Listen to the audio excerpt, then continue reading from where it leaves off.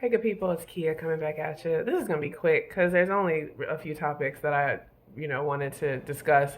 Um, it looks like it's going to be a very juicy next Drive to Survive because there's so many scandals. I'm not scandals, but there's just so many storylines. You've got like the Christian Horner and the extracurricular affair activities. You've got like Max and his daddy. Max's daddy speaking out about said activities. You've got the whole, Louis the Ferrari, which I think is going to dominate all the episodes because there seems to be so much subterfuge going on at Mercedes. I would love to know what Louis is saying in his confessionals right now. Good Lord. And then you've got like the Esteban Ocon drama, the Sergio Perez fall off. I mean, these are serious storylines. These aren't like, little flukes or whatever. Like these are like multi-episode storylines. Developing. So anywho, let's start with Esteban Ocon. Now, I like Esteban. I've liked Esteban since the beginning. I didn't think that all those crashes with Sergio when they were at Race India or whatever that team was called, the pink and the blue team. I didn't think those were all necessarily Esteban's fault. Some yes, some no. Like there were points where like Sergio would get really desperate and he would just, get his elbows out. And he knew that he was going to stay because he, had the sponsorships behind him. But anywho, with this whole thing with him and Pierre, obviously that was him. And so, like, him getting the boot and them saying that it's not because of what happened at Monaco. I mean, obviously, I guess they kind of knew that they were going to be sort of parting ways at the end of the season anyway, which is kind of, I mean, honestly, yes, Esteban is, like, aggressive, but Esteban has more points than Pierre. It usually regularly has more points. And when they went to Miami, they did their whole marketing package around Esteban. So, it's a little weird. I like Pierre, don't get me wrong, and I think Pierre is a strong driver, but I think Esteban is a stronger driver than Pierre. But anywho, I mean, Esteban will find a drive somewhere. We don't need to worry about him. But what was really interesting was like after the race, he just don't give a DGAF. To spell it out. When he was just like, I'm too nice. They asked me to let Pierre go around and he wasn't going to catch Ricardo. I'm too nice and what does it yield me? Like, he don't be caring. That was like our high school class motto. We don't be caring. Esteban don't be caring. So that was deep and I would love to see what more Esteban's going to have to say as the season goes on. Moving on to Sergio Perez. Poor Sergio.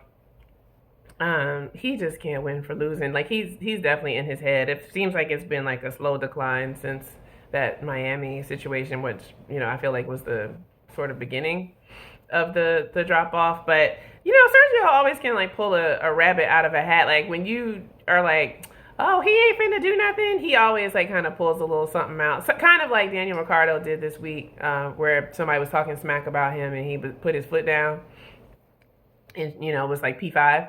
I think that Checo will do that. And either way, I mean, he's got his 2-year contract. I don't know if there's performance clauses in there or not, but I'm sure Christian is like, get yourself together. So he'll get himself together. I'm not worried about Checo at all. Let's talk about Mercedes. And I've been going back and forth. Like, sometimes, like, Lewis will intimate that, like, there's something going on behind the scenes. And I'll be like, yeah. And then other times he'll say it, and I'll be like, no, you just lost focus or whatever. I think it's a little bit of both. I mean, I've been at places, where they knew I was leaving or, you're in your 2 weeks or, that something like a separation is coming and the people definitely treat you differently. I mean, this whole thing with like putting him on hard tires for the last 10 laps and now he's saying that like he could see the temperature on the tires was cooler than it should be. Like, I mean, this is a man that's won 7 world championships. Look at this person, who's won 7 world championships. So I think there is something because it'd be different if like he was not putting any numbers up in practice, but he was putting numbers up in practice. Like you couldn't really see him. George could see him a little bit, and George even said that he looked into his he couldn't figure out why Lewis was so fast. And he looked into Lewis's data and then made the necessary adjustments and then put it on pole. And you know, I like George, but George was acting like he really put it on pole, like nobody could see him. Max was right there with you, sir. Uh-oh. That's right. Let him know. Max was right there with you, sir. So, yes, you did put it on pole. One moment, please. Where's your pinky? Oh, here it is. Sorry. There you go. So, yes, you put it on pole, but you weren't alone. You are not alone. I am here with you. That's what Max was singing. So, I don't know. I mean, I feel like, you know, 2025 can't come fast enough for Lewis because Mercedes is not going to... They knew that they were not going to be fighting for the championship. They were feeling like they weren't going to be really fighting at the front. And they had time. They said they had time today. They had time to mess with Lewis's mind and mess with Lewis's car. Like, come on. You know, and it's little subtle stuff that, you know, you're like, is it just me? No, it's not just you. I mean, it'd be one thing if it wasn't Lewis. Lewis is like a very... you know, like by the book, you know, like he knows his stuff. Like he's not just out there, you know, giving like, you know, Checo Perez type, you know, he's consistent. It's the car that's been messed up. And I'm not saying that Lewis never makes mistakes. Lewis even said himself that if he could get his head on right, he would have better results. So they are getting in his head. They're definitely getting in his head. And it's a weird thing when it's not like basketball or football where you go out there and it's on you. It's what you do physically. This is man plus machine. And the machine got a lot of engineers, you know, in the back.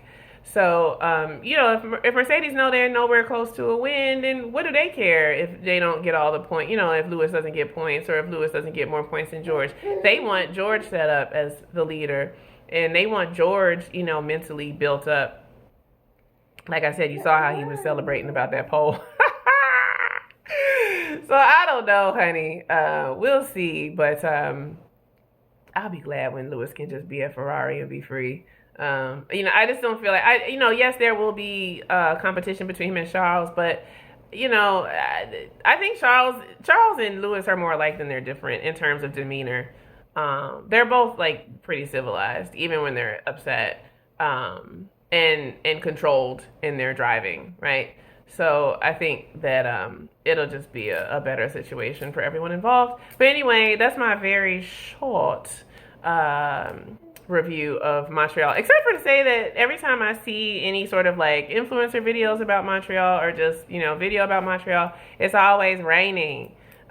Which would make that not a very enjoyable experience for me. Like you know, Miami was hot, honey, but I'm not really trying to be outside in the rain in a poncho. So God bless all those little folks who were sitting in the grandstands and what have you.